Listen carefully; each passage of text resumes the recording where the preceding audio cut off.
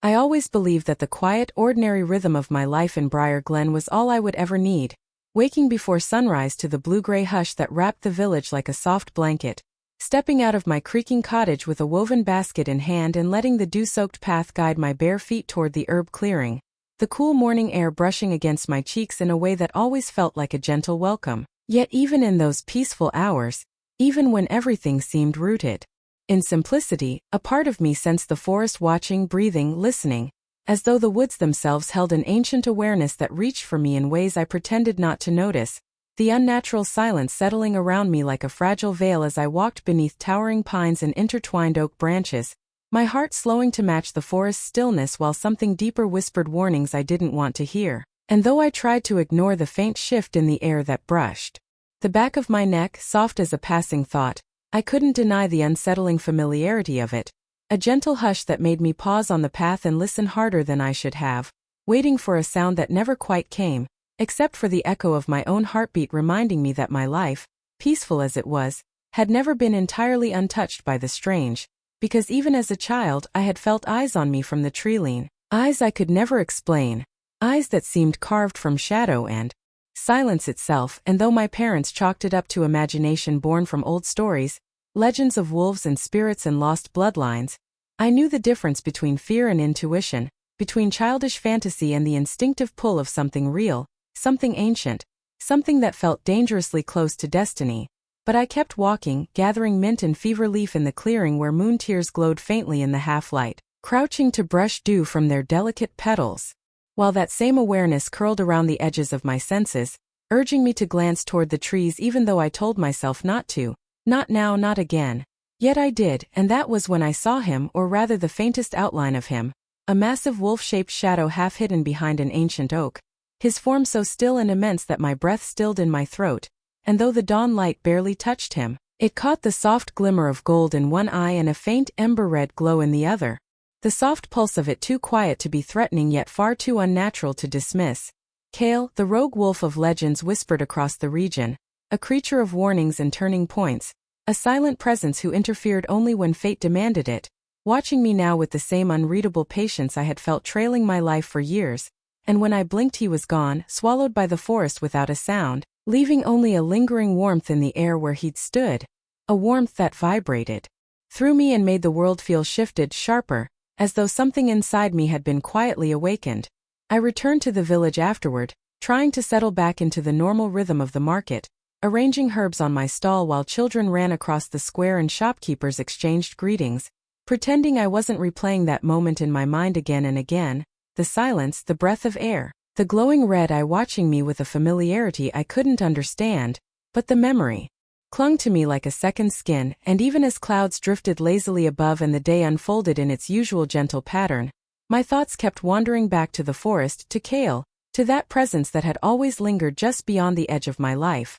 By evening, when the sun sank behind the hills and I walked home with my basket half full and my heart half unsettled, the sense of connection to the woods only grew stronger, a hum beneath my skin that pulsed with every shift of the breeze as though an invisible thread tied me to something deep within the forest's heart, pulling softly, patiently, inevitably, and when I reached my cottage, lit my lantern and sorted herbs by the firelight, the familiar domestic quiet failed to settle me the way it always had, because my mind kept returning to the red glow watching me through the trees, that silent promise of something more than the life I'd built from routine and safety, something vast and ancient and waiting. Later, standing outside beneath a sky washed in moonlight and fireflies, the cool night air grazing my cheek like a whisper, I heard it. A distant howl rising from the depths of the forest, low and steady, not dangerous, not mournful but calling, echoing through the trees in a way that seeped into my bones and made the hair on my arms lift with a strange combination of fear and recognition, as though some part of me had been waiting for that sound my entire life. And when I stared into the dark woods I thought, for the briefest heartbeat, that I saw that single red eye glowing once more between the branches. Before flickering out like a fading ember, the world grew quiet again, settling into its gentle night rhythm, but deep inside me something shifted, subtle yet undeniable, like a door opening somewhere I couldn't see, and as I stepped back into my cottage with the moon behind me and the forest breathing in its ancient way, I felt a quiet certainty stirring in my chest, a soft whisper beneath the hush of the night telling me that the days of simple mornings, herb baskets and peaceful silence were coming to an end, and that whatever had been watching me all this time wasn't simply waiting. It was preparing, and soon so would I, because my ordinary life was already beginning to unravel. Whether I was ready for destiny or not. I woke the next morning with an uneasy heaviness in my chest, the kind that lingers long after dreams fade, though the dream itself refused to vanish as dreams usually do. It clung to me in splintered images. Moonlight bleeding through a fog-drenched forest, massive shadow circling just beyond reach, the faint glow of a red eye watching from above me as if from the branches, and a whisper carried on wind that had no source, speaking a name I did not yet know but felt I should. A name that left a ringing ache behind my ribs. I tried to shake the feeling as I prepared for the day, washing my face in cold water and stepping outside with my basket, but even the air felt different, charged, as though the forest itself had woken with a new awareness, stirring in ways I had never sensed before. And while the village bustled as it always did, children running past the well, merchants arguing over prices, distant laughter threading through the morning light, people seemed more distracted, glancing toward the woods as though expecting something to emerge, their voices softer, shoulders tense, a collective unease settling over Briar Glen like a muted fog no one wanted to acknowledge. Even the pack wolves, who usually lounged near the edge of the village under the watch of Elder Rowan, seemed agitated, pacing in small arcs and lifting their heads toward the tree-line as if listening to a sound beyond human hearing. And though no one spoke of it directly, I saw the way their eyes tracked the shadows, the way their ears flicked back, the way their tails remained low with caution, not submission, all of it stirring a restless echo beneath my skin that made me feel as if I were somehow connected to whatever was unsettling them. My own senses sharpened throughout the day, subtle shifts in the air gnawing at my awareness, the light dimming at strange moments even when clouds did not pass overhead, the breeze halting abruptly as if holding its breath, and once, just once, I heard a soft rustling behind me though no leaves moved and no footprints marked the soil. A presence so close I could almost feel its warmth before it vanished again into nothing. I spent the morning gathering herbs, feeling a strange pull toward certain plants. Without knowing why, my hands drifting to leaves I never picked before and roots that seemed to pulse faintly beneath the earth, as if something guided my fingers with purpose I couldn't understand. And when I looked up from my work, I saw it again. A wolf silhouette between two cedar trunks at the far edge of the clearing, unmistakably Kale's massive form, stronger and more defined than the shadow I'd glimpsed the day before, though still shrouded in the kind of silence that didn't belong to anything mortal. He stood unmoving, one golden eye glinting through the branches, the other a dim ember-red glow that pulsed faintly like a heartbeat, and though the distance between us should have made details impossible to see, I felt as if his gaze pressed directly against my thoughts, not threatening but purposeful, as if urging me to listen to something I had been ignoring for far too long. Before I could speak, he shifted, not stepping back, not running, just turning slightly so I could see that the ground where he stood held something unusual. 3 parallel claw marks carved into the soil, too clean and deliberate to be accidental, pointing not toward the village but deeper into the woods where the trees grew thick and old, a direction the villagers warned children never to wander. My stomach tightened, a cold ripple spreading through me as Kale dipped his head once, slow and intentional, before his form wavered like a mirage and melted into the darkness between the cedars, leaving the claw marks untouched, as though they were meant for me alone. I couldn't shake the image, not even hours later when I returned to the market square and tried to resume normal life, because every detail around me felt increasingly off balance. Elder Rowan's wolves pacing in restless patterns, villagers whispering about strange tracks found near their gardens, a chill that swept the air without wind, and a low hum beneath the earth that vibrated through my footsteps like a distant heartbeat. I went to sleep that night hoping the unease would ebb, but dreams came again. Clearer than before, scenes unfolding with symbolic weight. A moon split in two, wolves circling in spirals around a silver pool, my reflection rippling into something half-formed, and Kale standing on a cliff above the forest with his red eye burning brighter than any star, watching me with a mixture of warning and expectation, as if urging me to understand something I had not yet earned the right to know. When I woke with a gasp, the room was still, lantern shadows trembling on the walls, and, for a heartbeat I thought the dream had followed me into waking, because through my window I saw a flicker of crimson between the trees, gone as quickly as it appeared, but enough to steal the breath from my chest. The following days spiraled in quiet, unnerving patterns, with more coincidences piling upon each other in ways that felt too precise. I would think of someone only for them to appear moments later. Hear snippets of conversations before they occurred. Sense shifts in mood around me as though emotions drifted through the air like scents, and every time I walked near the forest I felt a pull, a tug deep in my instincts, like invisible fingers gently urging me forward. Each night brought more dreams, more symbols, a path marked by claw patterns, a crescent moon dripping light like tears, a shadowy wolf standing at crossroads with multiple trails behind him. His red eye burning through the dark until it became the only thing I could see, and by the fourth night I finally understood that Kale wasn't just appearing. He was guiding, pointing, warning, shaping my steps with signs only I seemed able to notice. Even the villagers sensed something changing in me, their expressions softening with confusion or concern when I passed, as though they saw a shift but couldn't name it, and the wolves outside the village now lowered their heads slightly when I walked by, not in fear, not in deference, but in something eerily close to recognition. Every piece of my life, dreams, instincts, shadows, symbols, Kale's silent presence, knitted into a pattern I couldn't yet translate, but one truth finally settled inside me, cold and unshakable. I was being steered, nudged like a single leaf caught in a larger current, pulled not by chance but by intention, by a force older than the forest, older than Kale's crimson eye, older even than the bloodlines whispered about in ancient tales. And as I lay awake that night staring into darkness thick with unseen meaning, it hit me with chilling certainty that whatever had been watching me all these years wasn't merely observing my life from a distance. It was guiding me toward something I could no longer avoid, something waiting in the shadows of destiny, something powerful enough to bend coincidence into purpose. And I felt, with a deep tremor beneath my ribs, that every subtle sign had been preparing me for a path I never asked to walk but could no longer turn away from. I woke with the unsettling certainty that the dreams I'd been having were no longer dreams at all, but warnings threaded through my mind like silver wires pulling me toward something I did not yet understand. And as I stepped out into the cool morning air, the entire world seemed to hold its breath as if waiting for me to recognize a truth hidden just beneath the surface of my everyday life. The same life that had once felt predictable and safe but now pulsed with an awareness I couldn't ignore.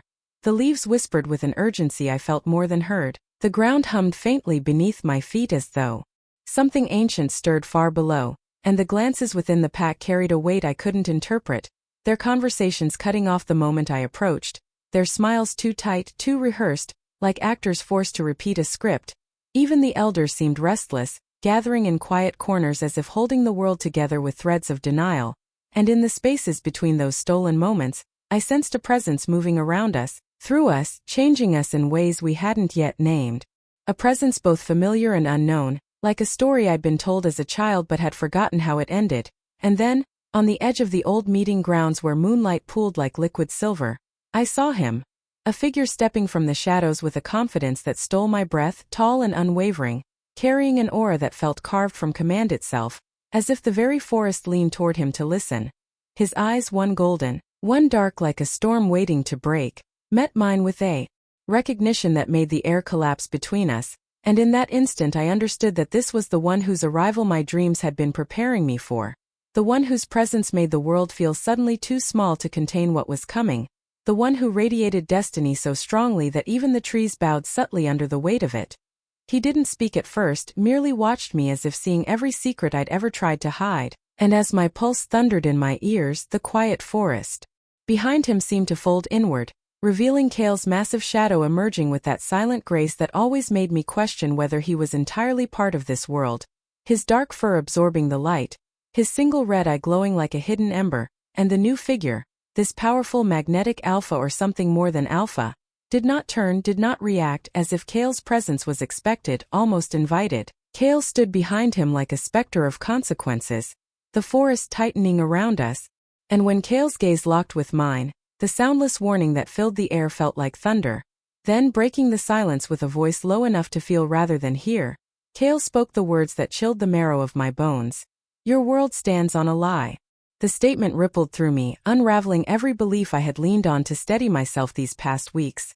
Every explanation I had told myself to keep fear at bay, because if my world was built on a lie, then everything I trusted, my memories, my pack, my position, even the meaning of the bond one felt stretching invisibly between me and the stranger before me, could be nothing more than a carefully constructed illusion. The magnetic figure's gaze flickered, Not with surprise but with something like confirmation, as though he had been waiting for the exact moment Cale would reveal what I was never meant to discover. And in the heavy quiet that followed, I felt something crack deep inside me, a fracture so sudden and sharp it stole my breath, because for the first time I understood that the path before me wasn't shifting. It had already shifted, long before I noticed, long before I questioned, and now a truth I had trusted my entire life, a truth I had built my identity upon, began to crumble beneath my feet like dust caught in a rising wind. That I didn't sleep that night.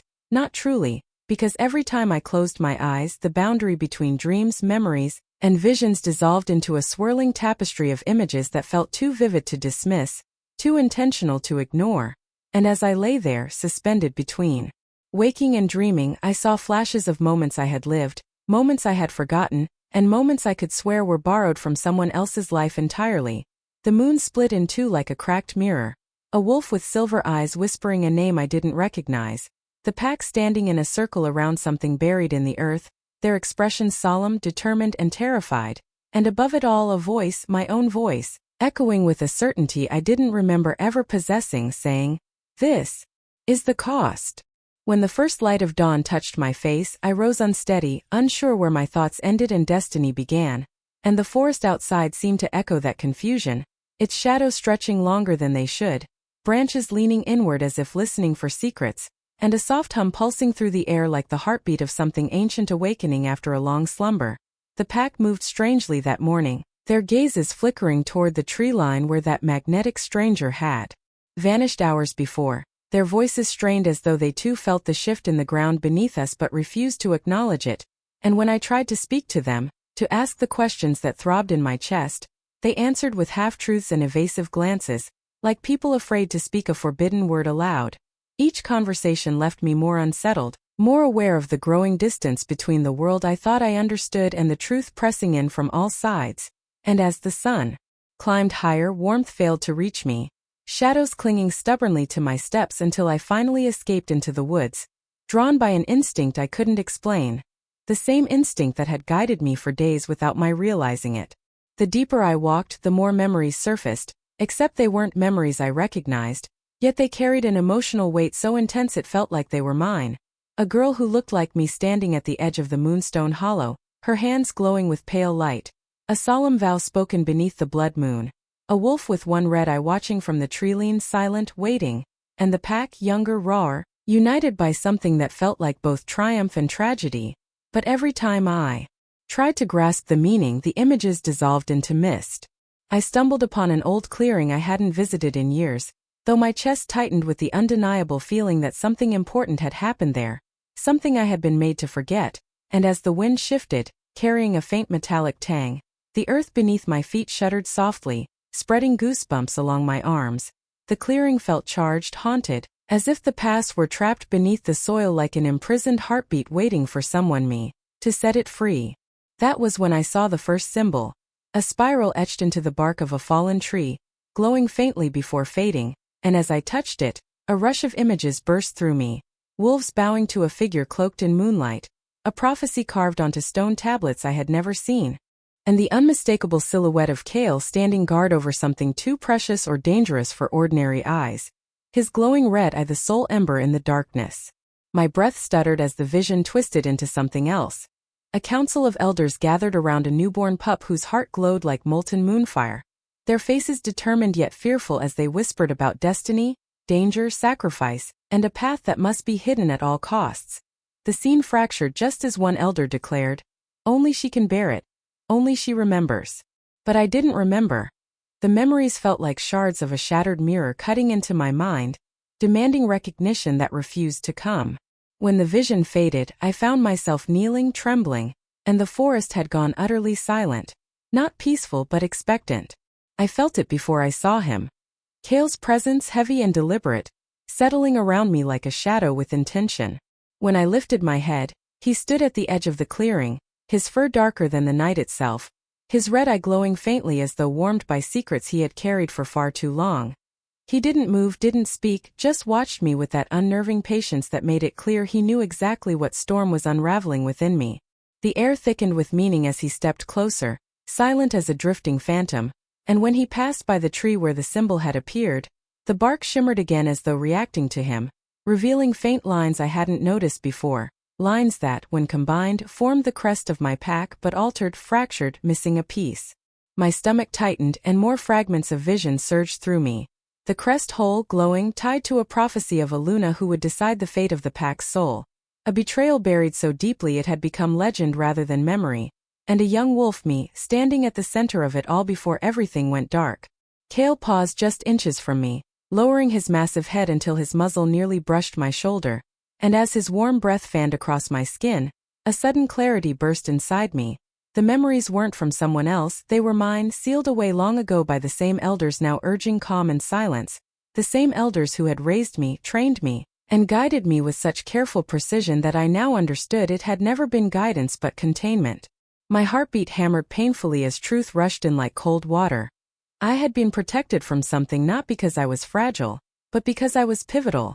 My purpose had been hidden, not lost. Kale lifted his head slowly, his gaze pinning me with a depth that felt like an unspoken vow, and for a moment I felt an unbreakable thread connect us, ancient and unwavering, as though he had been tasked not just with observing me, but ensuring I rediscovered the truth exactly when fate demanded it. The forest darkened as clouds rolled overhead, the wind rising with a low warning howl, and I felt destiny tighten like a hand around my throat as the memories finally aligned. Not perfectly, but enough.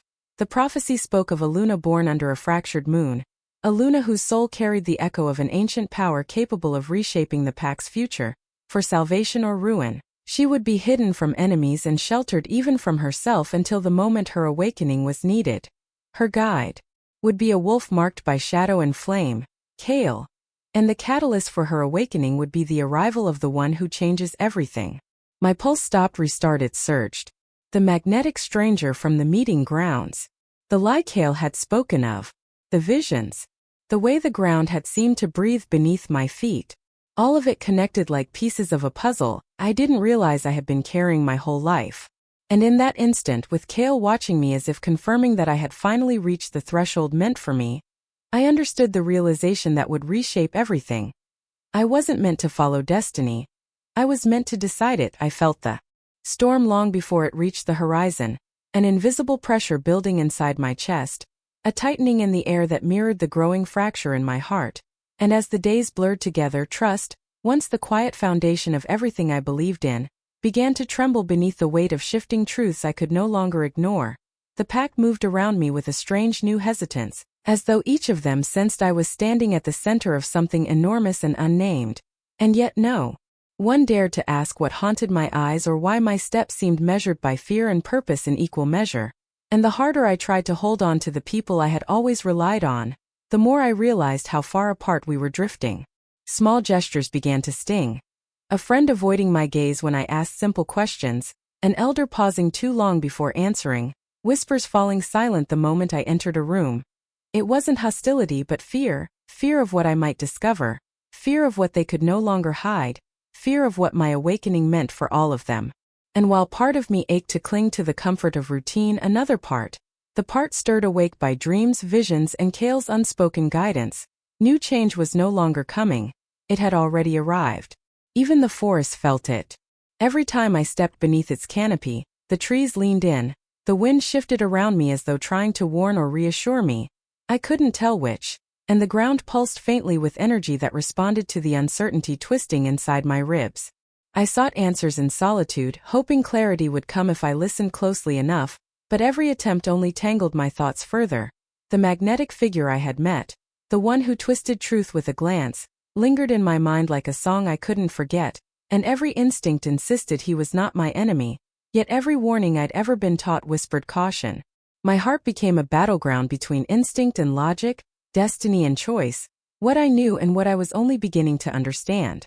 And through it all, Kale remained the silent storm at my back, closer than ever, yet impossibly distant, his presence a shadow that followed me with unwavering patience, tracing the edges of my fears without crossing the line into comfort.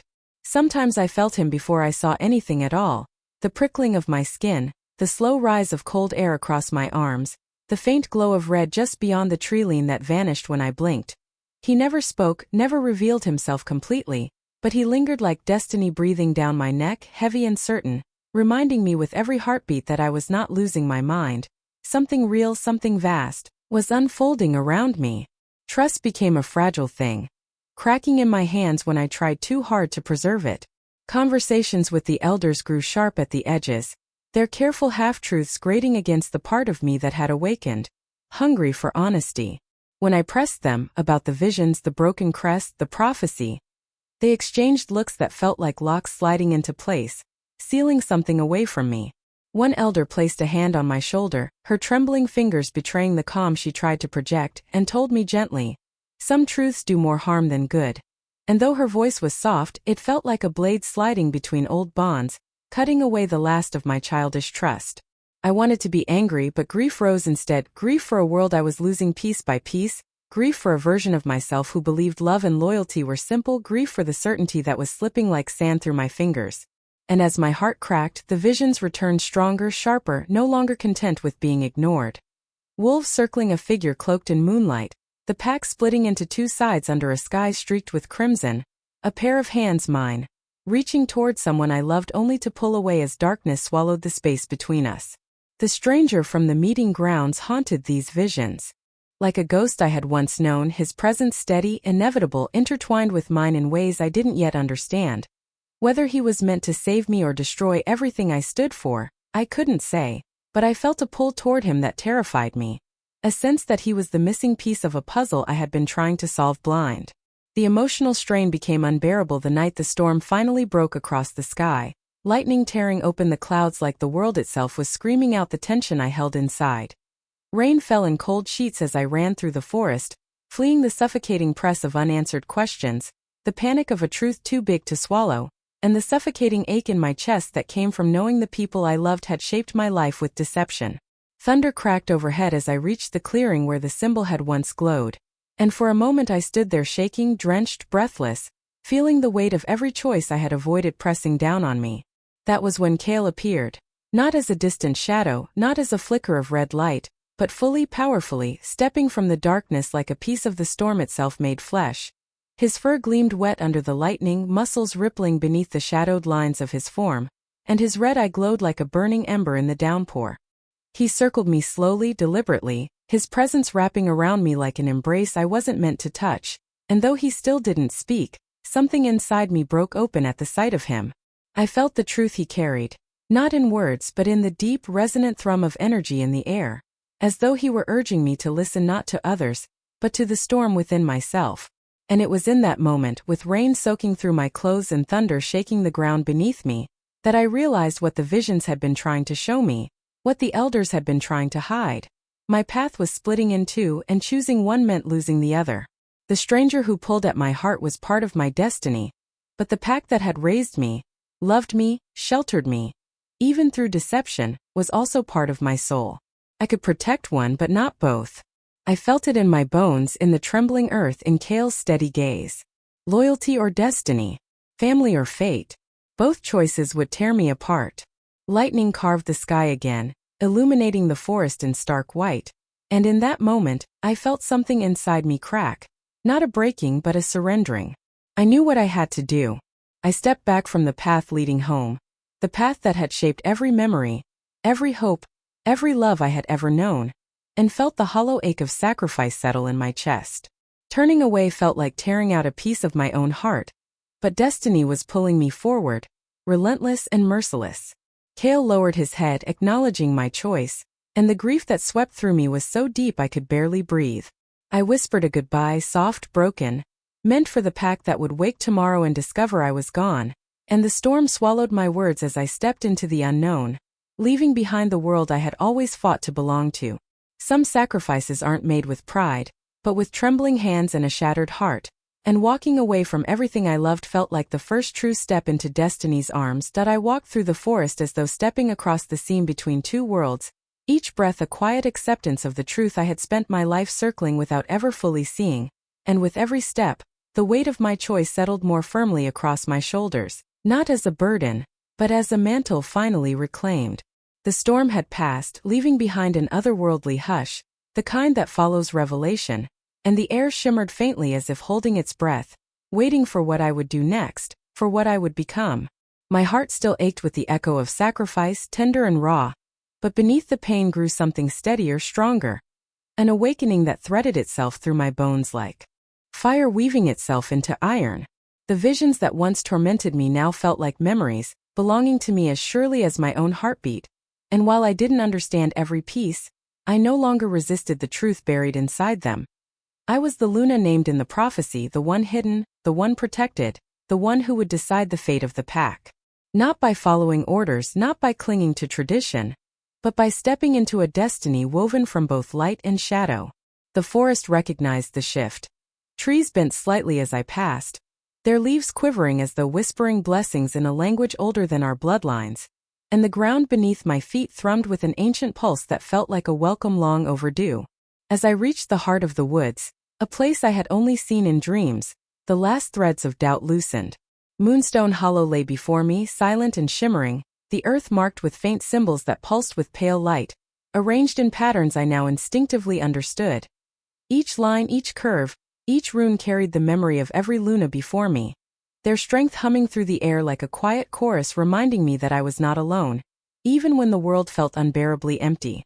I knelt in the center of the symbols, closing my eyes as energy curled around me in soft spirals, lifting strands of my hair and brushing lightly across my skin like the touch of a benevolent spirit.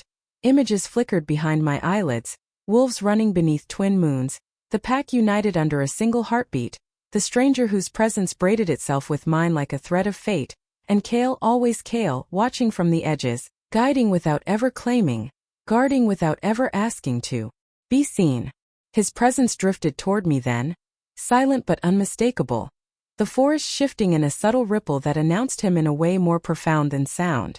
When I opened my eyes, he stood across the clearing, the powerful shadow of him shaped by moonlight and memory, his dark fur gleaming with the faint silver of fading visions, his single red eye burning with an intensity that pierced straight through every layer of fear I still carried. Something in that gaze softened the ache inside my chest. I rose slowly, my heartbeat syncing with the ancient rhythm in the ground, and he watched me with the quiet pride of someone who had waited a lifetime for this moment. Not for himself, but for me. For the first time, I stepped toward him instead of waiting for him to appear out of the darkness, and the forest seemed to exhale a sigh of relief, as though this was how the story was meant to unfold all along. Kale lowered his massive head as I approached, his shadow stretching across the symbols beneath my feet like a bridge between everything I had been and everything I was becoming. He didn't speak, not in words, but his presence wrapped around me like the echo of a vow, a promise kept, a prophecy fulfilled. I reached out slowly, unsure if touching him would break the delicate balance between us, but before my fingers could brush his fur, he stepped back, gaze shifting toward the horizon as though sensing something I couldn't yet see. The air thickened with meaning. Kale's red eye glowed brighter for a heartbeat, illuminating the clearing in a faint, otherworldly warmth, and then he did something he had never done before. He bowed his head, low and deliberate, a symbolic gesture that struck my heart with the force of a whispered truth. My awakening was complete. Rising again, he turned toward a nearby tree, one scarred with ancient markings, and pressed his paw to the bark, leaving behind a glowing imprint of a single eye. His eye, glowing bright red before dimming into a faint ember-like stain that would outlast both of us. Farewell. A mark for the next generation. A reminder that shadows too can guard the light. When he looked back at me, I understood what was coming before it happened. His form began to blur at the edges, dissolving into the very darkness he had been born from, the glow of his eye the last piece to remain whole. I wanted to reach for him, to hold on to the only constant guiding force I had known through all the unraveling of my world, but instinct told me this was right, that legends could not stay tethered to the living. They had to return to the realm of myth so that their meaning could endure. As his shape faded into smoke and shadow, his eye lingered a second longer, pulsing with a soft, mournful light, and though he still didn't speak, the silence carried his final message as clearly as a whispered goodbye. You are ready. The red glow flickered once, twice, then faded completely, leaving the clearing dim, quiet, and irrevocably changed. I stood alone beneath the thinning night sky, the imprint on the tree glowing faintly behind me, the symbols beneath my feet humming in recognition of a future I could no longer avoid. The first pale threads of sunrise began weaving themselves through the branches, chasing shadows from the forest floor, and with them came a distant howl, low, resonant, achingly familiar. Not a summons.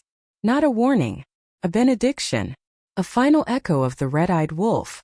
As the sun rose fully, washing the world in gentle gold, the last remnants of Kale's glow dissolved into the light, and silence settled over the forest, not empty but expectant, carrying the quiet promise that my story, and the story of the pack, was far from over. And somewhere deep within the woods, I felt the faintest tremor of destiny shifting again, as though Kale's departure was not an ending at all, but the beginning of something greater waiting just beyond the next horizon. Dive into a cinematic dark fantasy werewolf story where destiny, danger, and forbidden bonds ignite under the moonlight sparkles. In this epic Alpha Wolf and Luna supernatural story, a hidden past awakens, a mysterious red-eyed wolf stalks the shadows, and a powerful alpha battles fate to protect the one-woman destiny marked as his.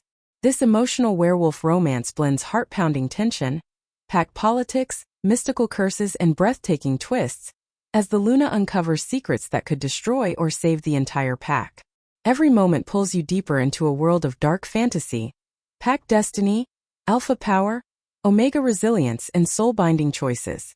If you love mysterious wolves, forbidden bonds, prophecy-driven drama, supernatural legends, and cinematic storytelling, this chapter will grip you until the final howl.